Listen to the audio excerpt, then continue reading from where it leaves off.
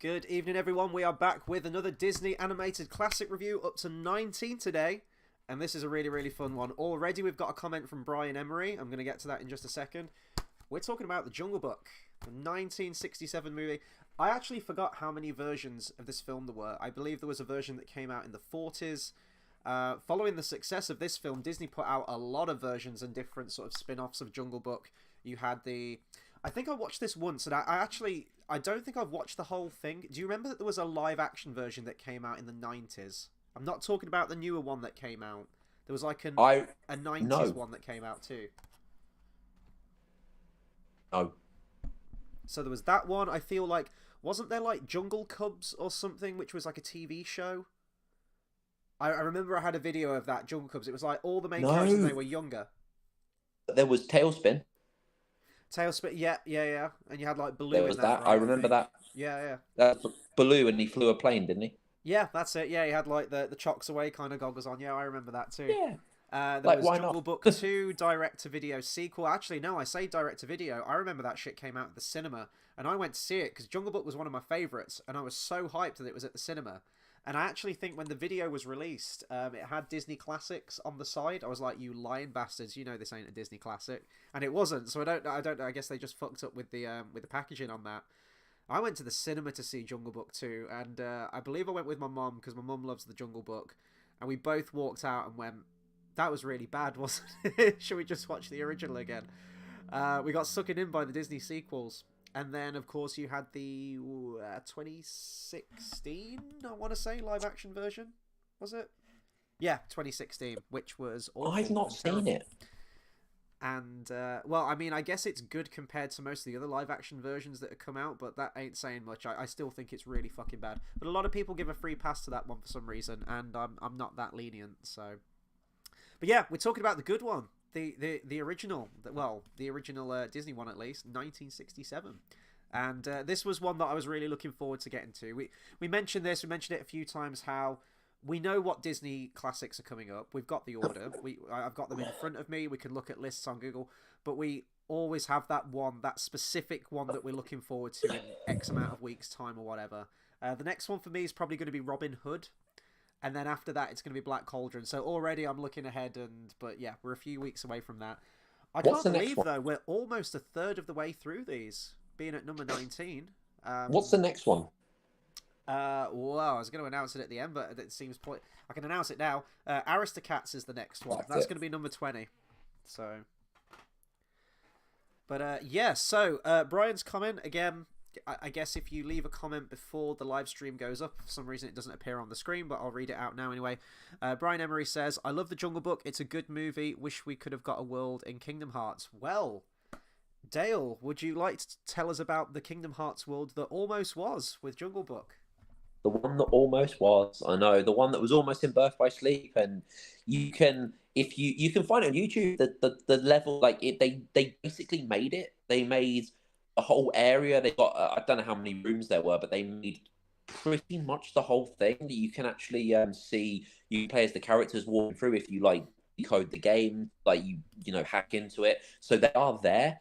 It never materialized, which is a shame because I would have liked to see where it was, because Jungle Book, everyone's an animal essentially aside from Mowgli. So I would have liked to see how they interacted, because the thing is with Kingdom Hearts, when you had like Lion King, Sora became lion. Whereas Birth by Sleep, that, you know, they never used their magic to become different, you know, species or anything. So I'd like to see how they interacted, because, you know, the whole thing with Kingdom Hearts is they did that to keep the order of the world, but they wouldn't have needed to, because humans did exist. So I would have liked to have seen how that happened, and I would have liked to definitely have seen King Louie. And yeah, I think that would have been great for Ventus, because I think he would have been very childlike. But yeah, it never happened. Sadly. Yeah, I think out of the classic Disney films, it's probably the biggest one that hasn't been properly made yet. I think in Kingdom Hearts 4, you know, with the power of the next gen, you know, PlayStation 5 behind it, I think you could make something really special with Jungle Book. But jungle levels have been done, as you said, with Lion King. In the first game, you had Tarzan. Say what you will about that level, but the point is they can do jungle Pocahontas. Pocahontas, I would love them to do. They're never going to do it. That's what I want. That's what I want. I want them to have Pocahontas, but it should happen. I don't see why. You know how there's like certain parts of, well, I mean, I've never played it, so you can back me up on this if I'm right.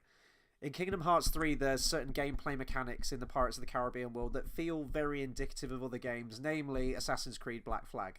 So they borrow elements from other games that you've probably seen in the past. They could do that shit with Pocahontas. You know, in I don't know if you've ever played it, but God of War 4, the 2018 God of War that came out, a lot of it free roaming is kayaking, is just paddling around to all the different realms and everything. You could do that in Pocahontas world, and it would be great, and just use the same mechanic. Yeah, There's I things they think could do. there's. I know there's the whole topic of the whole racism and stuff, but like they could mask anything. I mean, it's a Disney. It's like it's kind of to an extent of Goofy has a shield instead of a sword, and he hits people with a shield. Like there's ways to mask things and still keep it like he's still a knight. Do you know what I mean? There's a way to do it. They don't have to make it obviously racist. Do you know what I mean? Like I genuinely, but like they could do it. I mean, I don't really see any reason they won't. But Pocahontas hasn't been touched in terms of Disney in a long time, really. Has it? Like they haven't Well, it's gone modern near it. Disney we're talking about now, remember. Modern Disney is very Yeah, different from the Disney we had before. This is the Disney where, when they came to do Doctor Strange with the character of the Ancient One, we've talked about this before. And it's like, no, we can't have like an old Asian guy playing him because it's too much of a stereotype. It's like, well, let's make it an old Asian woman. It's like, no, because that's also a stereotype. And it's like, no, we can't do this. Fuck it, let's make it I Tilda know. Swinton. Isn't it hilarious that like they went, we can't do this because of this, and then we were like, we'll make it a white woman. Oh, so be really racist Yeah. and say let's not have an Asian.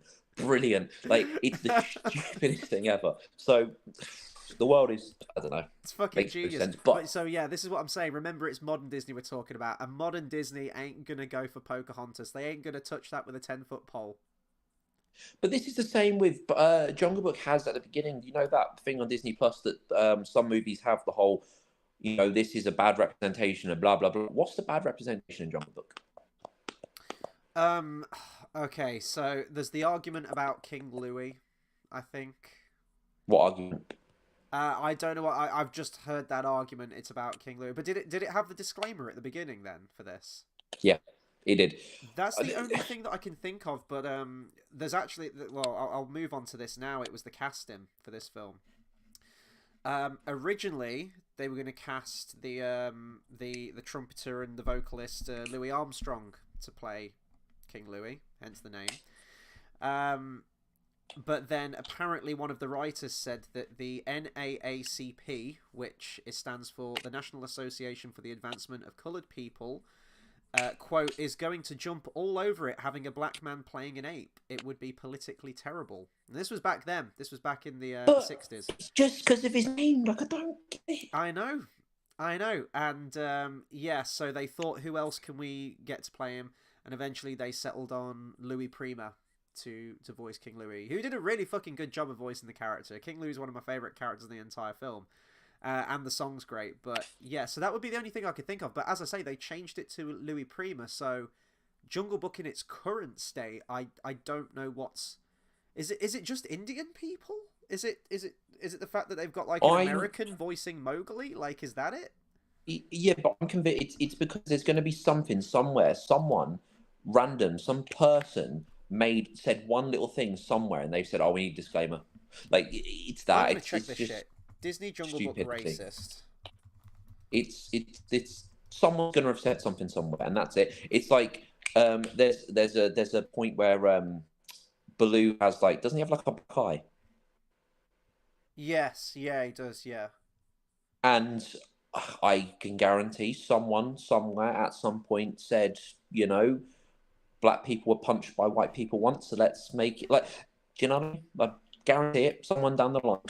I can't actually find anything specific from this film. It just says that about stereotypes and whatnot. The only thing I can maybe think of as well is the, especially by modern Disney standpoints, the girl from the village at the end when she's like, "I'll go and fetch the water. I'll be cooking for my man, and I'll have a handsome husband and a home, and my daughter will do all the cooking." Correct. And... That's what people do. I know, but there are Disney's tribes like, out hell there no, still... that man can go fetch his own water, motherfucker. Like, that would be modern Disney, wouldn't it? If they but were there doing are it. tribes out there that still do that. I know. Like, I agree. that's I the agree with thing. you. But again, modern Disney said no. Okay, they said no. Speaking of Disney and the death of Disney, this is a kind of a depressing tangent, but it's worth noting. Kind of mentioned this last week, but The Jungle Book marked the last animated film to have Walt Disney's personal touches before his death on the December 15th of 1966. So, Sword in the Stone was the last full film that was released theatrically under his leadership. And he was very hands-on with the creative process behind this film, but obviously he passed before the movie was finalised and released to the public, which is a shame. I always had in my head that this was the last film, and that's probably what I read before, but I thought this was like the last theatrical one, but obviously that was the previous one that came out. Right, Jungle Book. Brian Emery's already kind of given us his history on it, that he really loved the film and he finds it a really good film. Dale, let's start with you. Jungle Book, tell me your history on this one. History, you know what? It's weird because I feel like I've probably seen this one of the most out of all the Disney movies. Probably I say the most. I think Alice in Wonderland I've probably seen the most, but this is one of them I've seen quite a lot. Yeah. I don't know why, because it's not. It's weird. I think there's others I prefer, but I feel like I've seen this the most, and I don't know why. But everything I watched, as I say, I watch all of them. When we do the thing, but I remember a lot about it, and not just remember like, oh, it came back to me like 101 Dalmatians. Everything came back to me. This is just I just know everything in it. I pretty much knew 90% of the music just off by heart. I knew pretty much all the scenes off by heart. It was just one of them that I don't know why, but as a kid I watched a lot, and. Mm-hmm. It's weird because it's not that I didn't like it. I did, but it's like it's not in the top three, and I've seen it probably one of the top three. Really Yeah. weird. Yeah. As But I was watching this, I was thinking, if we were going to rank these, would this be S tier for me, or would it be A tier? And it's really difficult for me because when I think of S tier Disney, I'm thinking of later down the line when we get to the likes of Beauty and the Beast, when we get to Hunchback of Notre Dame, like really profound, dark, mature storytelling and the spectacle of the animation in it and everything like that. And I was thinking, would Jungle Book stand up against Hunchback of Notre Dame? But I tell you what, I had a whale of a time going back to this film. I really did. Everything was coming back to you me. should have said that watching Pinocchio. I should have. Damn it. We got to go back to number 2 now. We got to do them all again. We got to go back to week 1. I will say though, like when I thought of this, we're on week 20 next week. Well, probably more than that because we had a few weeks where technology wasn't working. That's gone pretty goddamn quick. Like 20 weeks. We're third of the way there. I don't know. That's just me. But yeah, I loved watching this film again. Now it is one that I was quite familiar with. It plays on TV quite a lot. I've caught it here and there. But yeah, I rinsed this video back in the day. I loved it. The music, the characters, everything was so great. And especially watching these in sequence. We talked about the animation before, and I know you enjoyed Sword in the Stone a lot more than I did on the rewatch. For 101 Dalmatians, the drop in animation quality from Sleeping Beauty to 101 Dalmatians was very noticeable and almost whiplash inducing. But I mentioned it during that review that I think the animation style for that film, although a drop in quality, kind of works with the messy, kind of sketchy lines and everything on the backgrounds. Sword in the Stone just looked really cheap to me, and I just really didn't like a lot of it. The reused animation throughout the film and the changing voices, it kind of felt very slapped together. This one, although you've got the same Xerox kind of animation going on, and you've still got the sketchy lines and everything, it just looks so much more vibrant. The colours, it could be because it's a re-upscale for the DVD or Blu-ray. I know you're watching it on Disney Plus. It looked great. All the character designs and everything are so full of life. The animation's fluid. Yeah, you do get some reused animation in there, and that's usually the director's stamp, and we'll see that again in Aristocats, and we'll certainly see a lot more of it in Robin Hood as well. He reuses straight up entire animation sequences from his previous films. Examples of that in this film are where you've got the wolf pups that are just they took the drawings of the 101 Dalmatians and just drew over them to be the wolf pups. You've got moments where the wolves pounce on Mowgli and start licking his face. It's exactly like Arthur last week, where I think the dogs pounce on him and do exactly the same thing. He does that all the time throughout his films. But I had this on full blast pretty much. I was singing along to every song. I was loving all the characters. I was laughing along with it, and yeah, there's bits of it that didn't stick out in my memory as much, so I was sort of rediscovering them. But it's still great. It was great back then, and it's great now, and it's definitely one of my favorites. It's definitely one of the ones that I've watched the most. It's difficult to grade it because, as I say, I really genuinely love this film, but I don't know if I could rank it Hey, as high as like Hercules or Lion King or you know what I mean, hey, like those that are like top tier ones.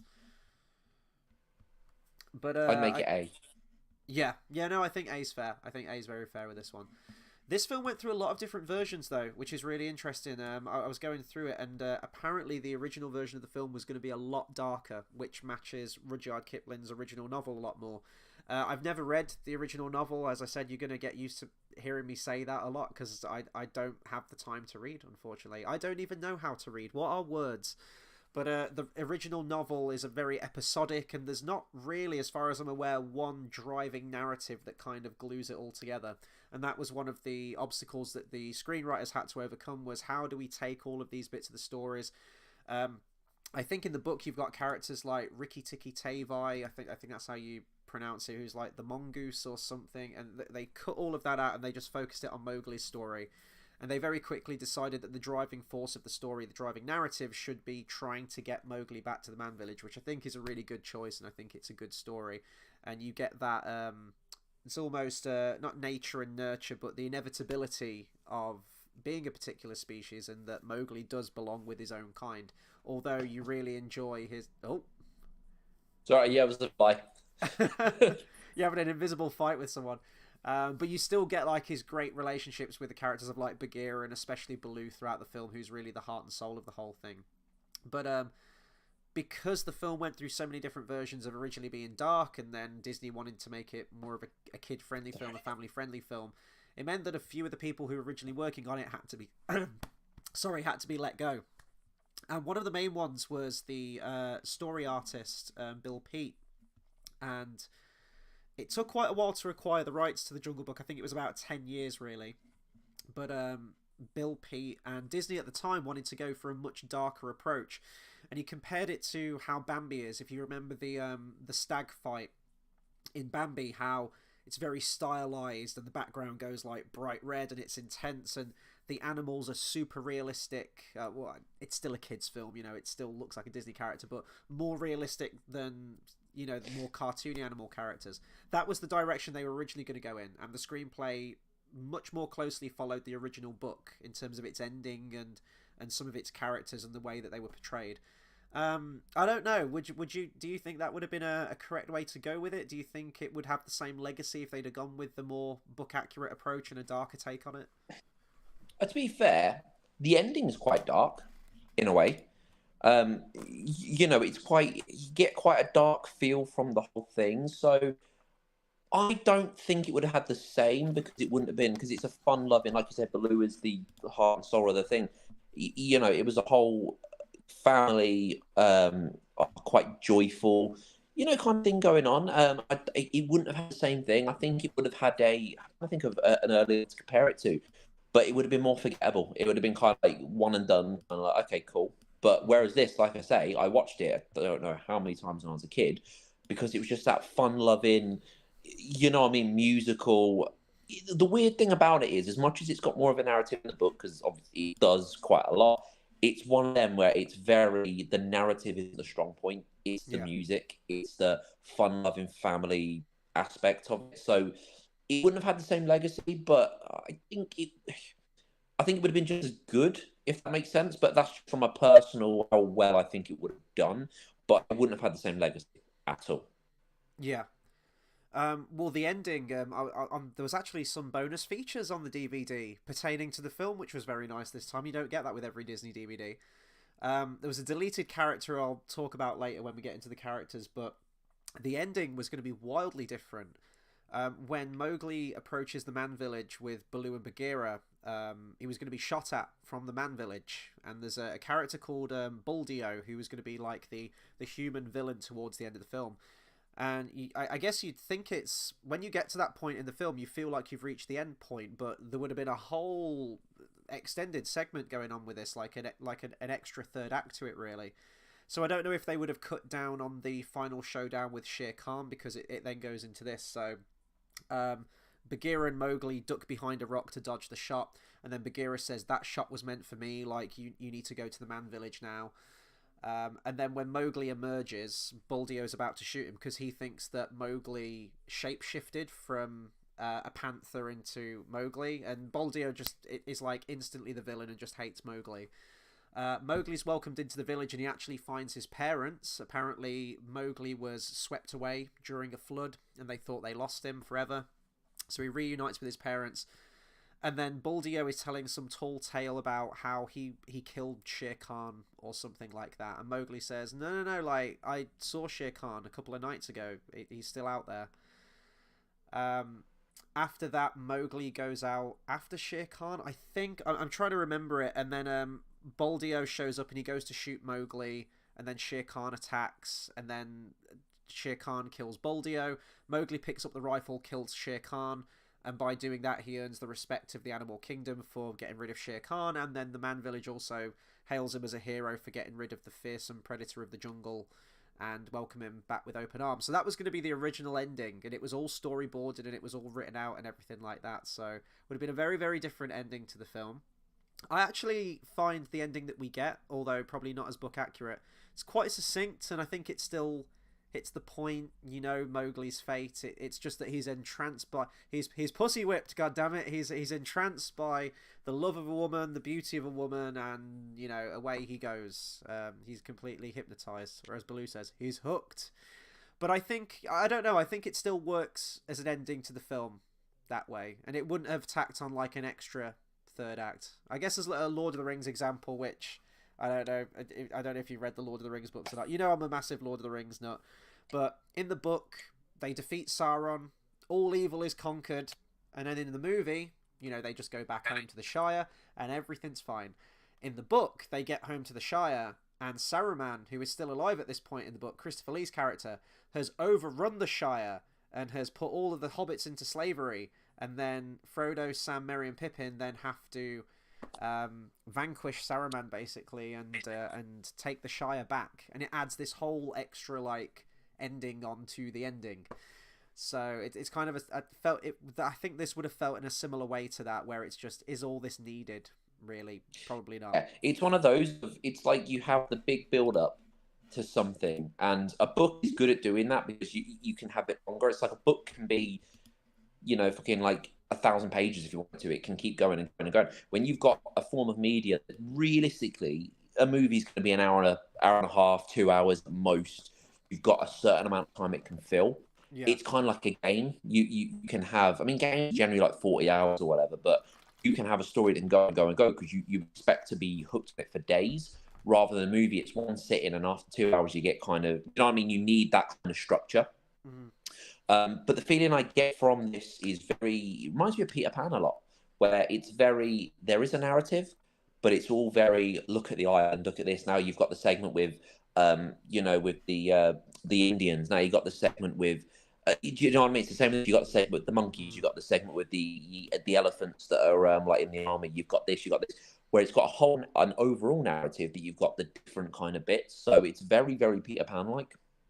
Yeah, no, and I think it works, but I do think because you have that narrative of we need to try and protect Mowgli and get him to a certain destination, that really does help that narrative and glue it together. And yeah, you have all these wonderful, colourful characters that come along for the ride as well. I was just reading here, apparently there was another ending too, similar kind of thing with Buldio being the villain, but King Louie was going to be a lot more sinister, was going to kidnap Mowgli, and apparently was going to show him like a hidden treasure that was buried beneath the ruins, or a stash of treasure or something like that, which apparently is an idea that's borrowed from, I never even knew this existed, apparently there was a sequel book written by Rudyard Kipling, conveniently titled The Second Jungle Book, and the treasure underneath the ruins is apparently a plot point from that. And Buldio was going to drag Mowgli out there in search of the treasure. Shere Khan was going to attack. Very similar thing. Mowgli kills Shere Khan. Buldio is killed in the thing. And then I guess he gets the treasure and he's hailed as a hero. So a very similar kind of thing, but... Very Assassin's Creed-y. Yeah, I guess so. Yeah, like treasure and ancient temples and whatnot. Yeah, I don't think Indiana it's all needed. Jones. If it's closer to the book, then if they'd have gone with that approach and they'd have stuck to that approach and been very rigid to the book, then it would have been interesting to see. And I would still like to see that version, but I think Disney had the right idea deep down of making it a family-friendly film, and it's very accessible. And yeah, it does have moments of danger. It might not be the most faithful adaptation in the world, but name me a goddamn Disney animated film that is a completely faithful adaptation. They always take liberties with certain things in there. So, but Because they're all come from dark corners of the earth, really, don't they? They all come from dark things that they make more family friendly. oh yeah, if you read Um, some of the original stories, especially the endings of certain ones, yeah, it goes to some dark places, definitely. But this eventually led to a rewrite. So they were going in this direction, and although Disney originally agreed to going in that darker route, he quickly thought that this probably wasn't the best way to go.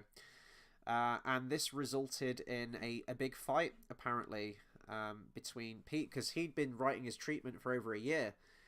And it must be frustrating as a writer to be given a guideline saying, we want it to be this certain tone, we want it to go over this kind of way, and you spend all that time and pour, sweat, blood, and tears into that thing to get it done, and then someone says, oh, actually, we're changing our minds and we want to make it like a family-friendly thing now. That must be really hard as a writer, especially if you've connected with it.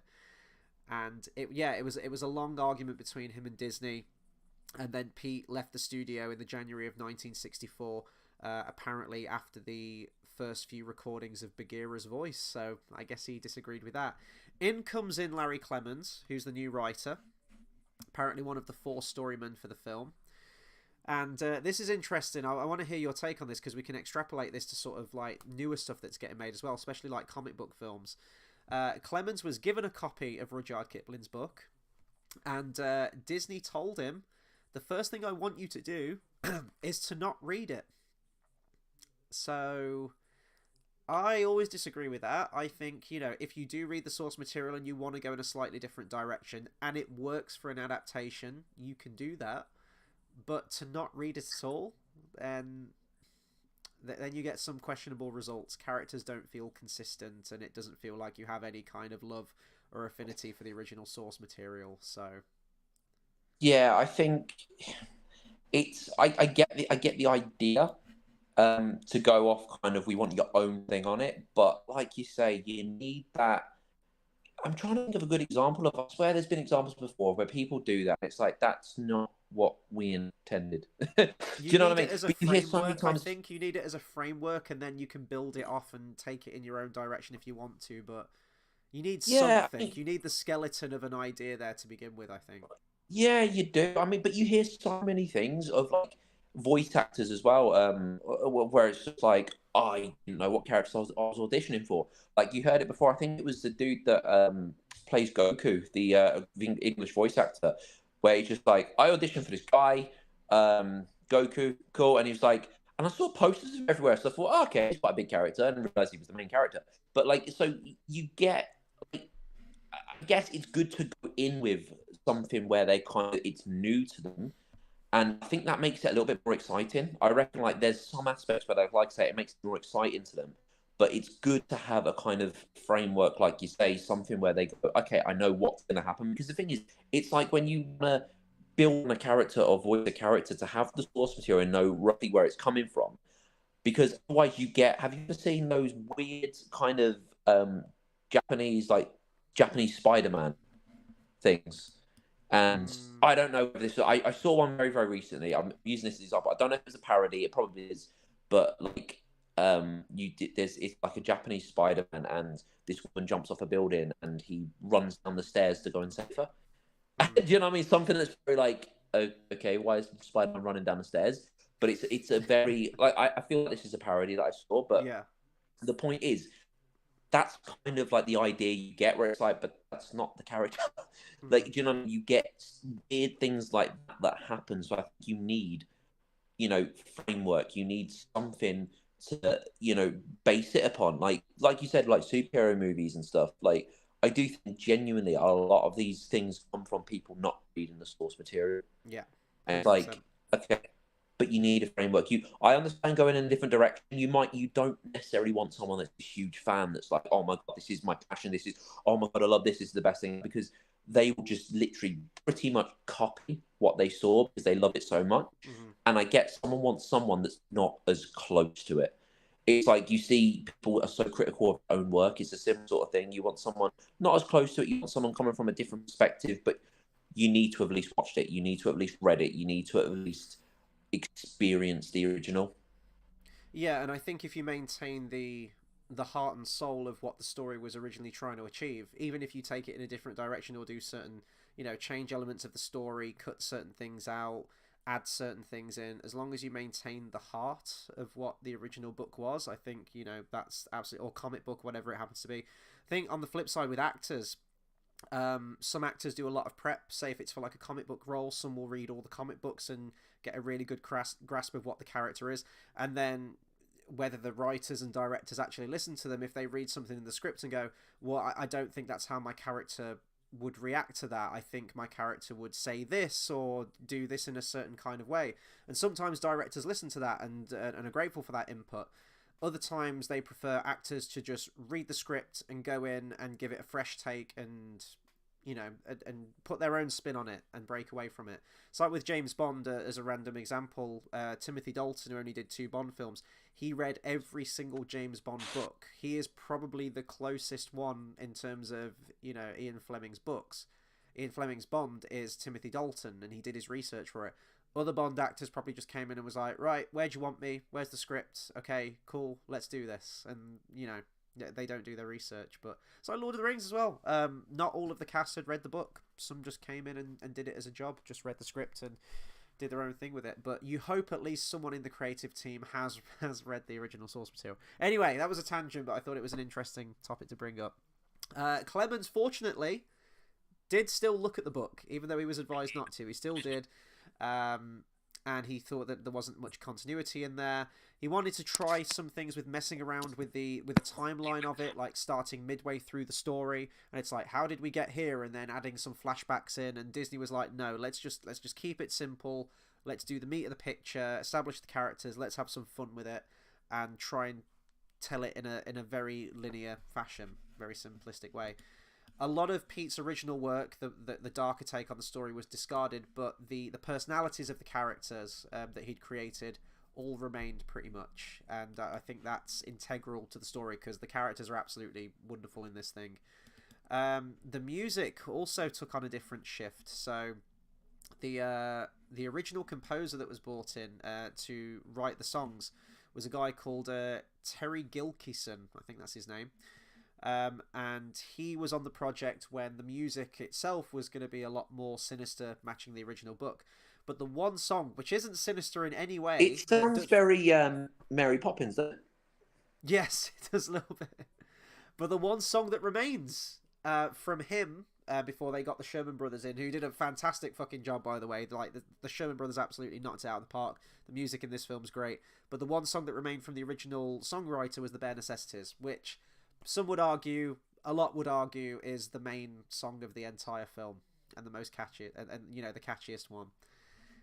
So yeah, loads of different versions, but suffice to say, we got there eventually with the film that we got, and I think it's exceptional. I think it's very good, and I think they found a good balance between it all.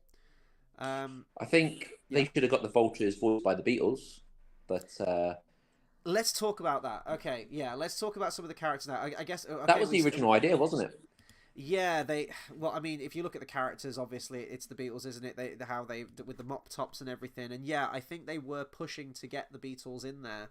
And let me find out which one it was. John Lennon apparently refused to work on animated films. So the idea was quickly discarded. And they went with more of a barbershop quartet kind of vibe to the whole thing. But if they couldn't get the Beatles, was it too far into the process? Just change the look. I don't. It's distracting to me to see that look of the Beatles, and you got the Liverpudlian voice in there. But it's a caricature, isn't it? Well, it is, but it's like, well, if the song isn't going to match the Beatles style, which it doesn't, it originally was going to. On behind the scenes in the deleted scenes, there's the original version of what the song would have sounded like, and it's much more inspired by the Beatles. I don't think it's as good, but that's probably me talking, sacrilegious. Sorry, I respect them in music history, but I'm not a massive Beatles fan. It would have been very 60s. It was Beatles mania. I get why they were adding that in there. It is distracting, I think, in terms of the rest of the story to have those characters in there. But if you can't get the Beatles, change the look. Just go with a different look. We wanted them to be like the Beatles. We couldn't get the Beatles, so we scrapped the idea and we just made them vulture. Something like that. They should have got Dolly Parton. Just Sure. gone completely different way with it. Why not? I mean, why not? Why not at that point? During this, the vulture scene, though, I think I mentioned this last week. There was another character that was going to be in the film in the form of a rhino called Rocky the Rhino, and he was going to be voiced by Frank Fontaine, who Sylvester Stallone. Yeah, he had like a Mr. Magoo voice. He was basically a retarded rhino. He was very slow, and the vultures were a bit more dickish in the original version. They were kind of pressuring Mowgli to call out Rocky, and which gets him fired up, and Rocky tries to charge Mowgli a few times. I think the vultures just want Rocky to kill Mowgli so they can, pick the carcass at the end of it, essentially. And then Rocky becomes a friend, and then they sing a song about friendship, which is sort of like the song that we get in the original film. And Rocky joins in, and yeah, he was going to be... And then Disney was like, yeah, we need to get rid of this character. I think he said there were too many action scenes back to back. You had the monkeys, and then you had... the rhino, and then you have the Shere Khan fight, and he was just like, let's get rid of one of those in the middle and just have the two.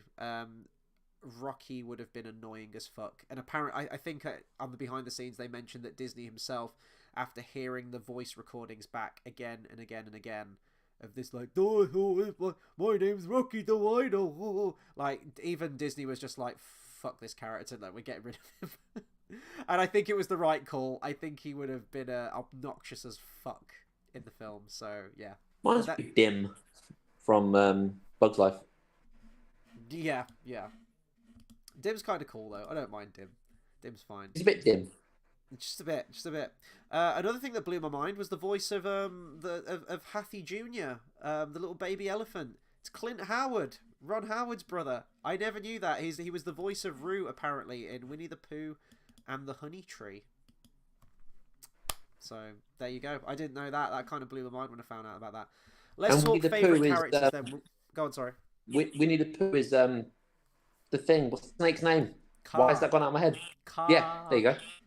Yeah, Sterling Holloway. To me, I think... I mean, Winnie the Pooh's great. Actually, that's probably his most iconic, isn't it? Let's be fair.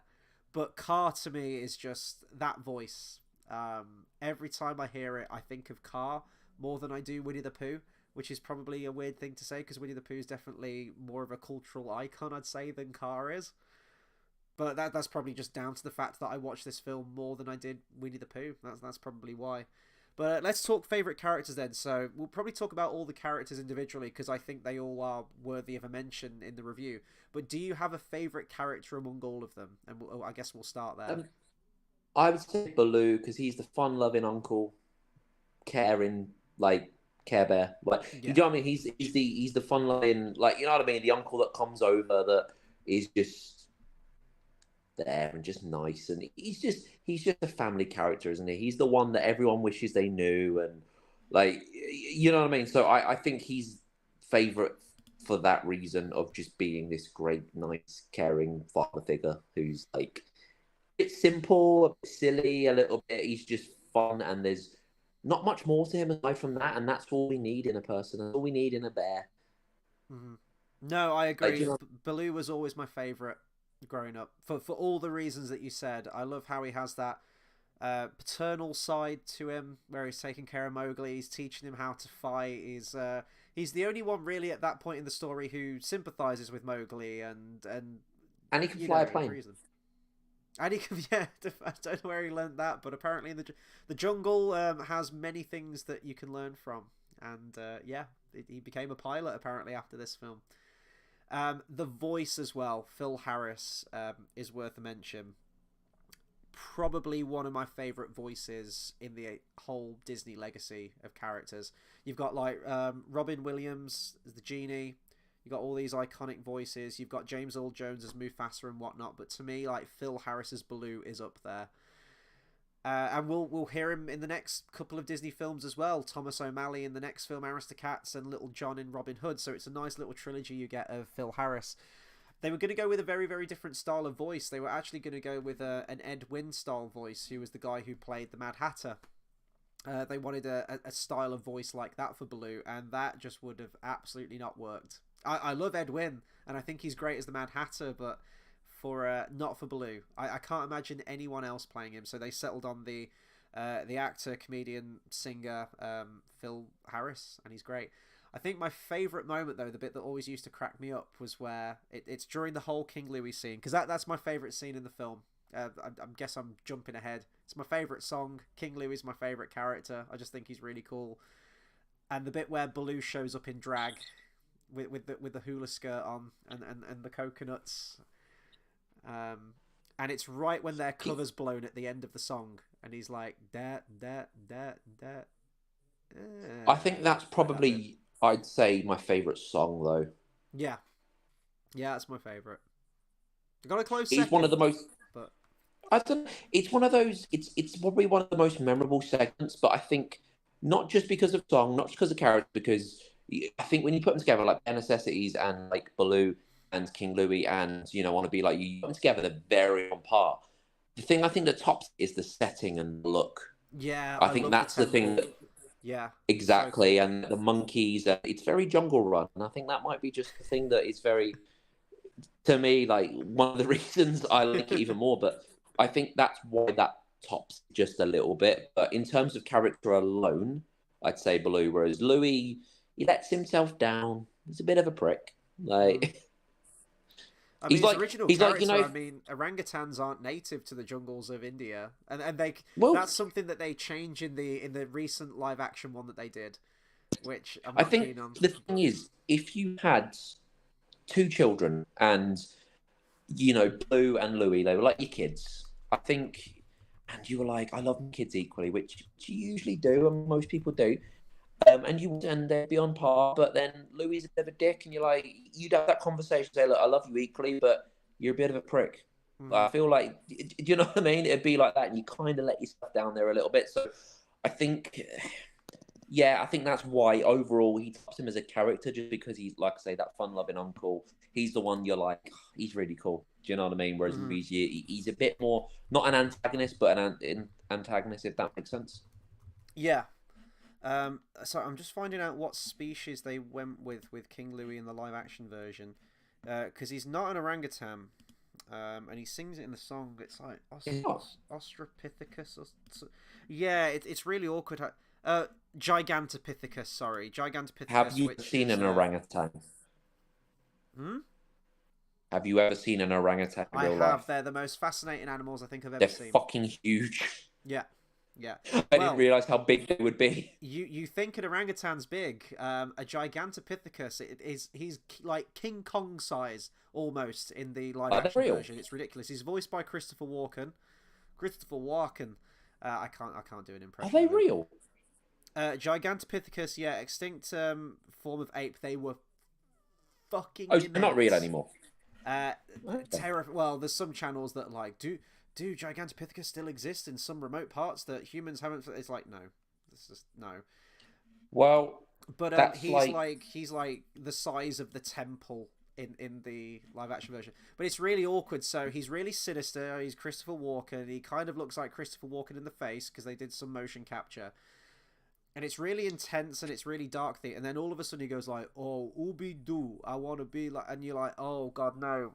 Don't. It doesn't work. Like they're trying to do the animated stuff in live action. It's like creepy and realistic, and it just doesn't work. But they cram like new lyrics, and he's like, a Gigantopithecus like me can learn to be human too. I'm like, stop changing the fucking lyrics. Stop. I've not seen it, and I'm so happy. I hate it. I absolutely hate the live action To version. be fair, he should be in Batman and play someone like original character.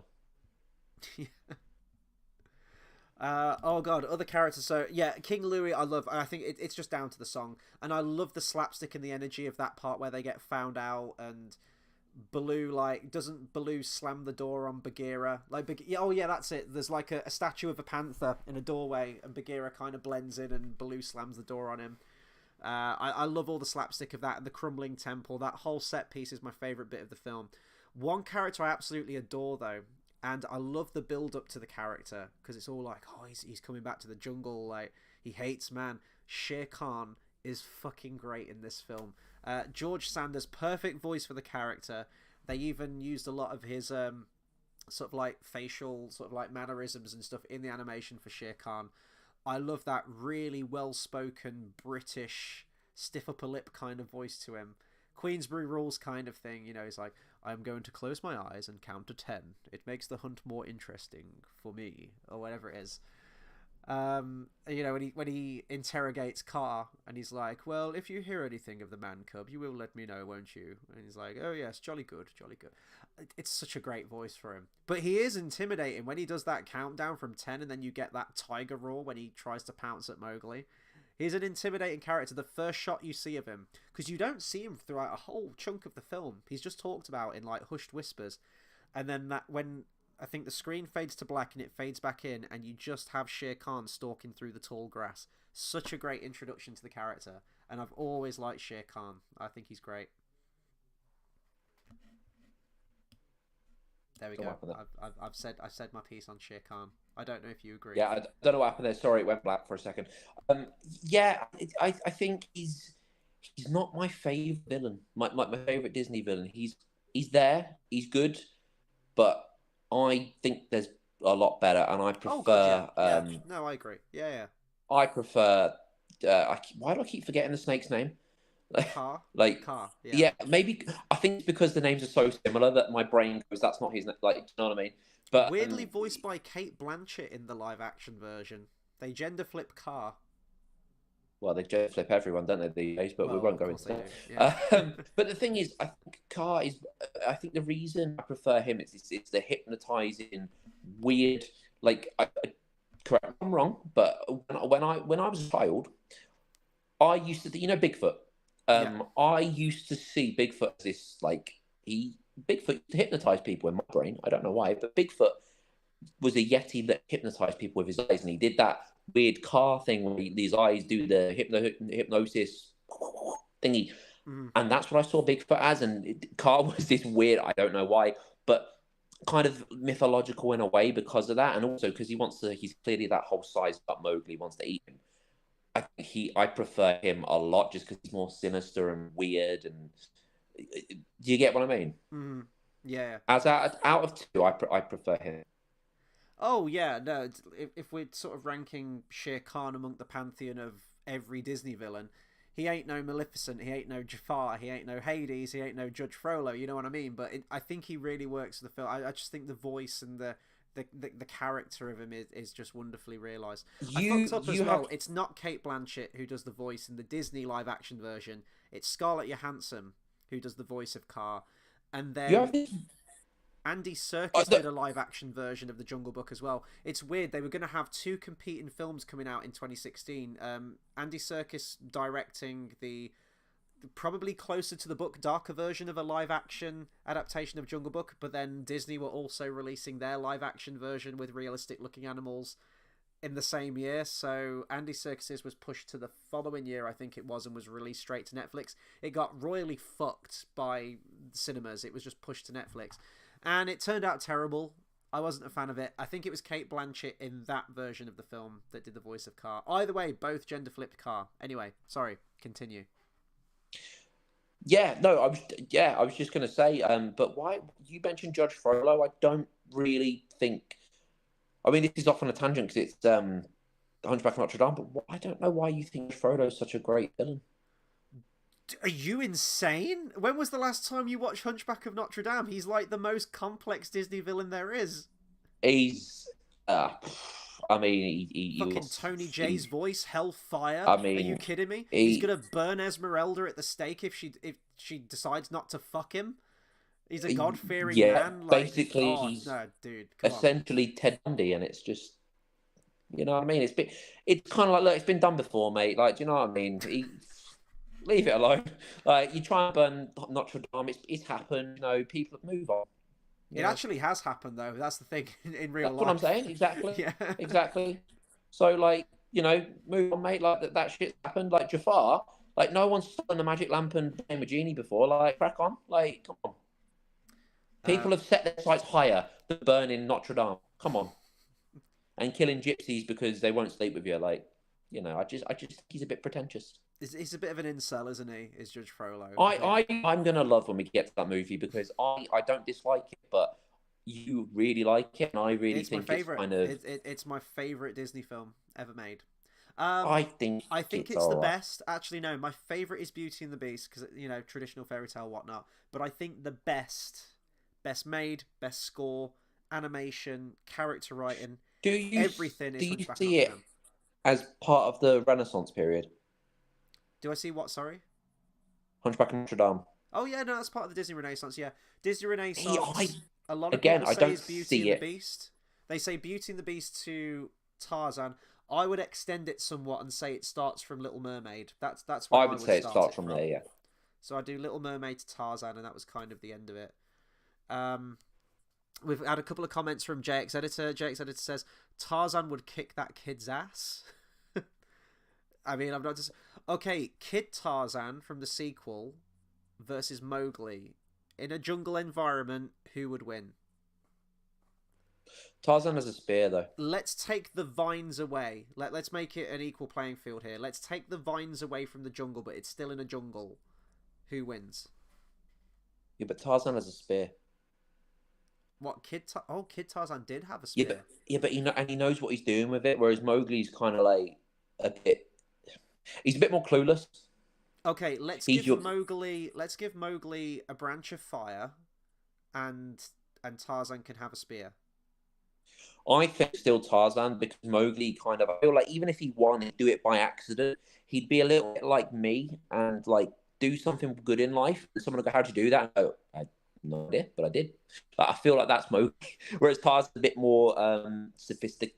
Sophisticated is the wrong word. You know what I mean? He's a bit more sort of clever and he can think more. So I would agree. Has Tarzan ever seen fire though?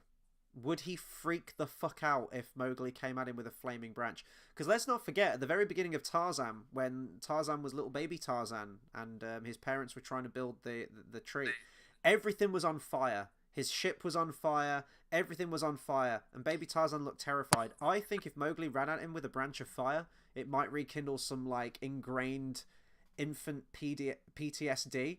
And he's like, "Oh my god, fire! I'm incapable of fighting." And he'll drop the spear and he'll freak out and sort of like cower. And he'll remember that time Who's when he that was on the ship. person that's scared of fire?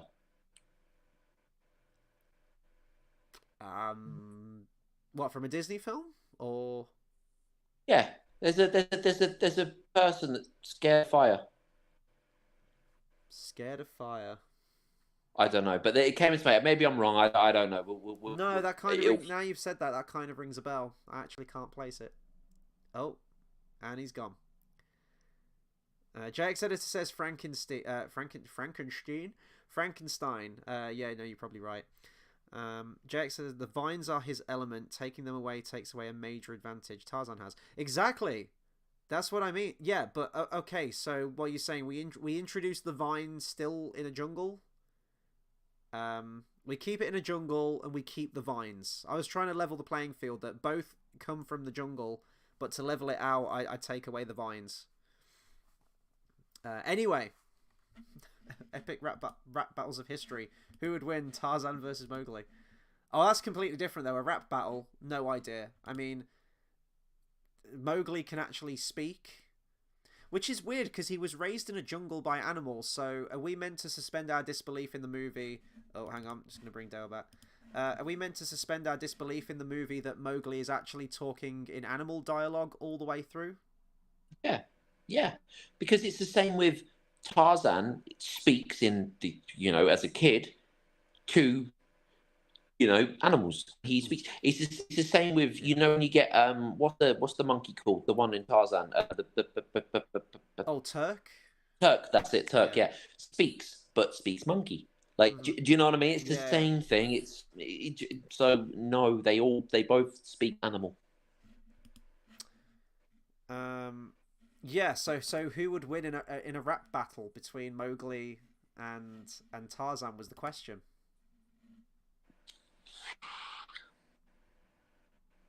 Tarzan. Well, Tarzan gets a montage in the movie where he's taught at least basic English, so he's already got an advantage on Mowgli right there. Um, anyway, Exactly. other characters to talk about. We haven't really talked about Bagheera, and you've got a funny origin story, which you may have mentioned at the end of last week. I don't know whether it was at the end of the video or to me at Bagheera. least. Yeah, go into that. That was really funny. Oh yeah, Bagheera, where I got sent to bed early because I corrected my mom that it was Bagheera. Well, Bagheera even. I corrected my mom that it was Bagheera because I remember she was reading like it wasn't the original Jungle Book, but it was like I remember vividly. It was like a story. I say a story, but you know a picture book. Yeah. And she was pronouncing it Bagheera, and I remember saying it's Bagheera, and she was like, I don't know why, but I just remember her kind of getting annoyed, be like, well, I'm calling it Bagheera, and I was like, Bagheera, and I'm calling it Bagheera, and then she was like, okay, I'm sending you to bed, and I remember that, and I just remember it was a vivid memory of my mom sending me to bed early because I kept correcting her, going, yeah, but it's Bagheera, and you know that kind of thing like a little kid does, where you know you kind of you realize something's kind of a bit like it's kind of pissing someone off and you kind of find it funny. So you're like, it's Bagheera. Because I knew I was right, but I also knew she didn't like it. So I just kept doing it. And she's Mm. like, nope, you're going to bed. And I just remember that. But it's weird because the pronunciation in this movie isn't not a lot of it wrong, but Mowgli is wrong. Mm. How? So yeah, didn't you know that? Nope. Okay, all right, I'm going to find it again because I did have it. I just can't remember. But yeah, it was a weird thing because Mowgli is actually pronounced wrong in the movie. Well, you got to pronounce it like Americans say Moscow, like Mowgli. Hang on. I'm going to try and find it. Was it Mowgli? That's how they say it in the film, right? Yeah, it's probably like Mowgli or so. I can't remember, but I did read it. Um, but I can't remember. Hang on. Well, There while you're is. finding that, I'm just gonna say, yeah, Sterling Holloway as Carp, fucking great. But also, J. Pat O'Malley as Colonel Hathy is absolutely great. We talked about favorite songs. King Louie is probably my favorite, but very, very close second is Colonel Hathy's Elephant March.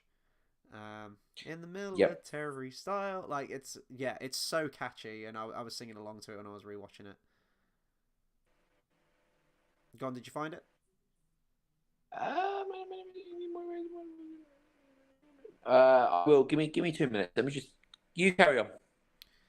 Um, Referring back to the rap battle comment that I mentioned, JX Editor says, I'm imagining the two of them rap battling. Tarzan very me Tarzan with his grammar, while Mowgli speaks properly. Then at the end, during Mowgli's long-winded diss, we cut to Tarzan's POV, and none of it is in English. Yeah, it's probably how it would be. That's how it would be. Um, Yeah, I love the. Oh yeah, Verna Felton again. She was the voice of. Oh yeah, fuck it. What did she do? She had like loads of voices, right? Verna Felton. She's not the one who's like referred to as the person with 100 voices, right? That's it. Yeah, it's Mowgli. Should be pronounced Mowgli. Mowgli. Oh, Yeah. this is like Smaug or Smorg, Schmaug. Yeah, it's like yeah. So the original should have been pronounced Mowgli, whereas Disney pronounced it Mowgli. So I think it's just a weird thing because I remember I read it and it's just weird because like it was the pronunciation thing when I was a kid, different character obviously, but I Mm-hmm. think it was kind of cool that the pronunciation in the movie is actually somewhere wrong. But it's kind of cool to see that, and especially because he's like a little Indian boy, and you know it's that kind of Americanized how you know what I mean? I perceive it as in like the Western world and how it's pronounced, and people looking at it going, well, that's wrong. Mm-hmm. You know, I think it's just kind of interesting to see, to be fair. Yeah. Um. Well, so now I don't know whether to call him Mowgli or Mowgli. We'll go with Mowgli because that's how they say it in this film. But I'm going to be second guessing You're myself very now. white. The You're grammar very white, Nazis are going sir. to be after me, the pronunciation Nazis. But yeah, Colonel Hathy is a great character. I love that they gave him the sort of British military general, kind of voice. And yeah, and Verna Felton, I didn't even realise she was the voice of Winifred, Colonel Hathy's wife, which is great. And I love how she always sticks up. You know, she always talks back to him. He thinks he's this military, and she'll just go up to him and just straight up call him out. I always thought that was funny. There's always that, isn't there? That stronger kind of, when you have the strong male character, Like the and they've got their, matriarch of the, yeah. and they're always scared of their wife. It's always their wife they're scared of. Yeah, it's very telling, isn't it? It's funny how that works out. Which is like, this has gone far, you pompous old windbag. He's like, Winifred, what are you doing out of ranks? And then he's like, oh, I always have a plan. The bit where he tells them all to volunteer to take one step forward, and all of them take one step back, and he thinks that they've all advanced. That was a great moment. I completely forgot that, or that joke would have gone totally over my head as a kid. Yeah, I think we've gone. He also did the voice of the leader of the vultures as well. I didn't realise it was the same voice, so that was pretty cool. I didn't realise that. I guess in terms of we've talked about animation. I guess it's just the music. Yeah, so like the Sherman Brothers did all the other songs, and I just think they're just absolutely incredible. I think the soundtrack is one of the strongest points of this film. I really love the animation. As I said, like the sketchiness that bothered me before with Sword in the Stone really doesn't bother me here. I think it works. I think the characters, the animals are wonderfully realised. They've all got so much personality, and the voice talents are just firing on all cylinders with this one. And all the characters are likeable and fun and memorable in all of their own ways. And I just love it. I don't need it to be totally close to the source material, or, I'm going to say this when we get to Pocahontas as well. I don't need it to be a 100% accurate retelling of history. It's still a really entertaining and well-made film in its own right. Oh, I know, one thing I wanted to mention, and I did catch it when I was watching it this time and thought my mind kind of went to it. My mind remembered it, and it actually is. When Baloo is thought dead at the end, and Bagheera is sort of delivering the eulogy, there's some like organ music that plays, some like funeral organ music. That's the same organ music score from Snow White and the Seven Dwarfs, when all the dwarves are crying around Snow White's glass coffin. I didn't realise that. So I thought that was pretty neat. There's another this musical cue, and it always plays when something sad happens, and it was used in 101 Dalmatians. It was used in Sword in the Stone. It was used in this one, and I actually can't remember if it's used in Aristocats and Robin Hood as well. And it plays right when he's like, Baloo, please wake up, and they all think he's dead. This like really sad violin music comes in, and I've always associated it with this movie. And again, it's probably because this was the one that I watched the most. And I think just in terms of a narrative beat with that music, the Baloo's death is much more hard-hitting and much more memorable compared to the other places where that song came in before.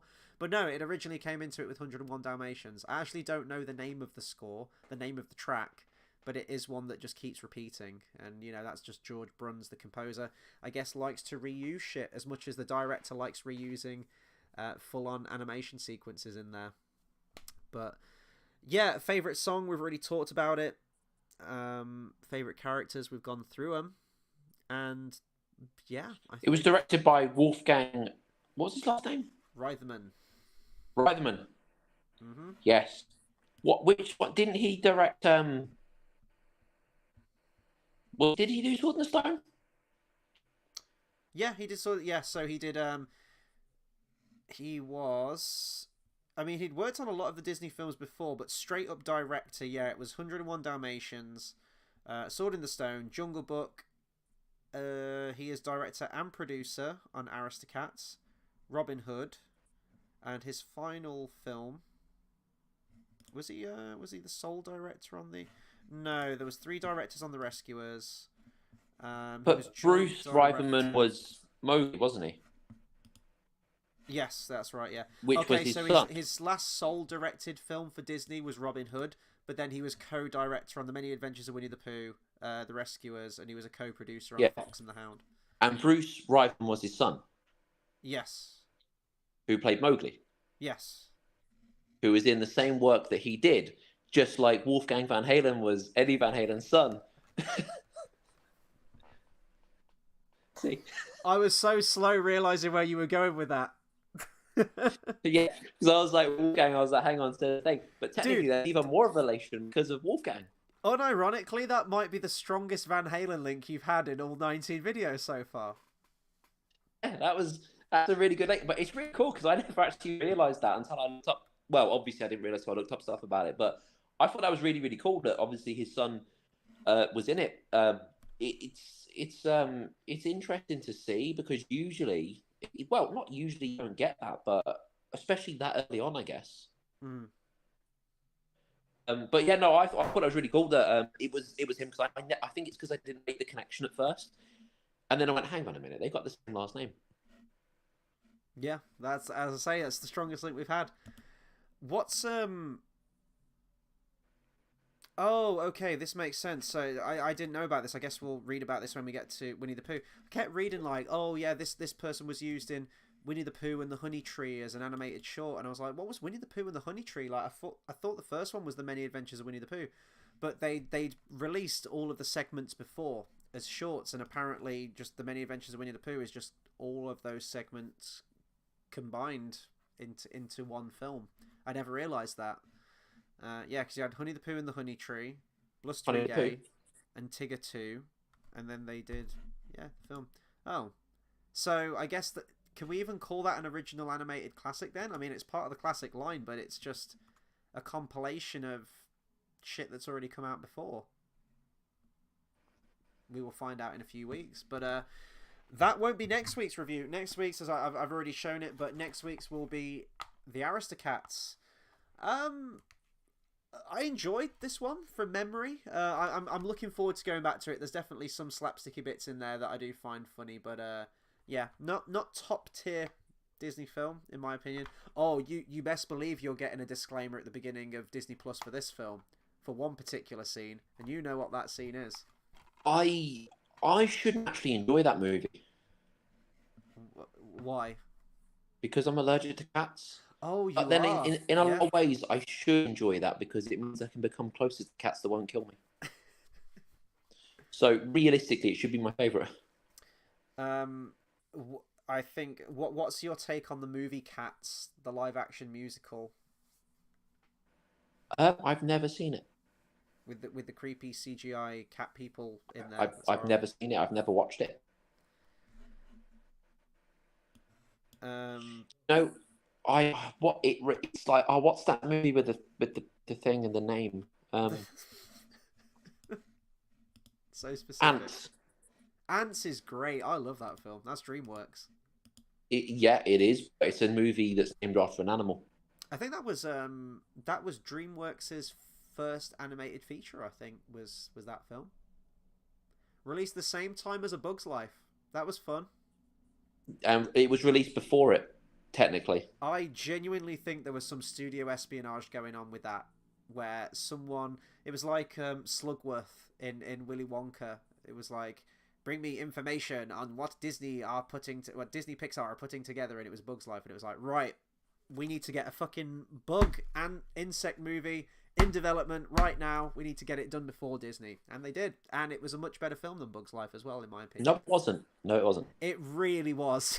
It's well written. It's mature. Adults can enjoy it. It's definitely a lot scarier. It's definitely a lot edgier than Bug's Life. That's for damn sure. I don't need my ants to be scary, though. That's the thing. I don't need my ants to be scary. They're not a scary animal. I don't know, dude. Do you see? The ants are pretty fucking scary.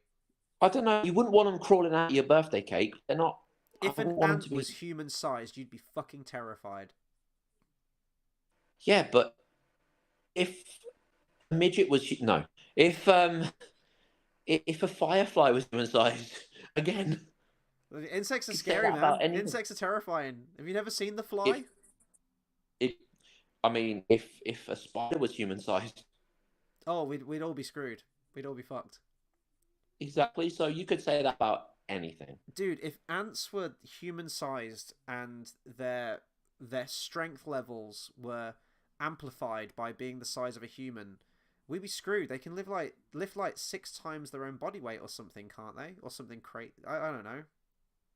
So can that guy with the Rocky, I guess. I guess. What, Rocky the So Rhino? can Hercules. JX says, "What if the human-sized ant was playing the drums?"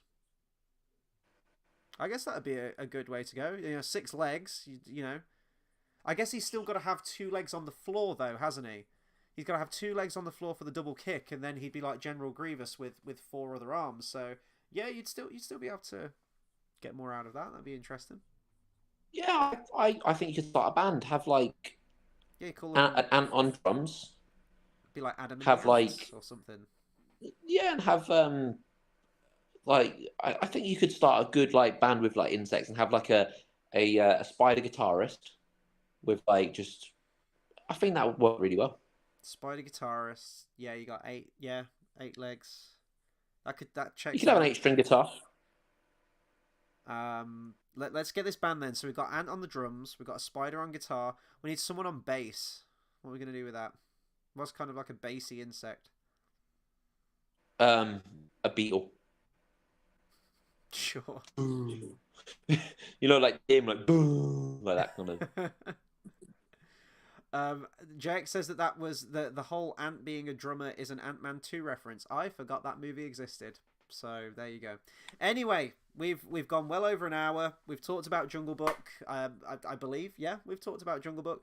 Really like it. Really fun one. It was a really nice one to go back to. All of these are a nice one to go back to in some way, and I'm looking forward to getting to Aristocats. So we will be back on Monday next week for more Disney films. We're just gonna keep it going. We've got some good ones coming up, so it should be fun.